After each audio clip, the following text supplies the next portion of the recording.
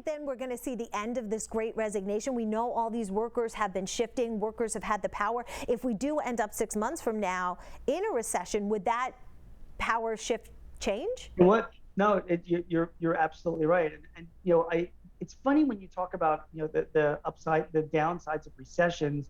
Besides, I say from an upside, the temperance of prices. But I will tell you this much: a lot of companies, if there is a recession, will be laying off workers. That's what big companies do, and we're seeing this in the technology industry right now. Thousands of workers being laid off now because we're seeing a softening in real estate and construction.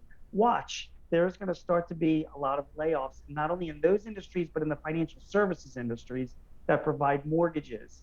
That's an opportunity, though, for small businesses. We're begging for workers. There's been a shortage of them, and now there's going to be more of them coming on the market in the coming months. And I think that's a good thing for small businesses looking to hire. And in my opinion, as a small business owner, that's a good thing for employees too, because you want to work for a small business because it's just a better standard of living, in my opinion, working for a small business. That's just me. So What I think there could be some upsides to a recession. What about retention? How do companies make sure they keep the workers that they want, that they've already spent the time, training, that, know the culture of the company?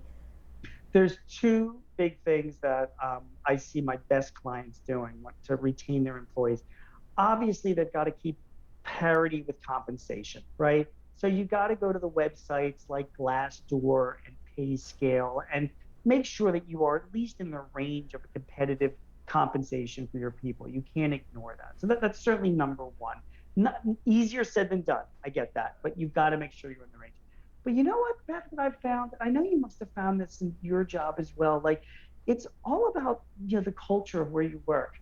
Not only the people that you work with and the environment, but the flexibility that you have in your scheduling, and the ability to work from home or have a 4-day work week or work a 10-hour shift so you don't have to work a full day on Friday. And I see a lot of smaller companies, they're providing that kind of stuff. And one of the best advantages you have as a small business is you don't have the bureaucracy and all the policies that bigger companies have.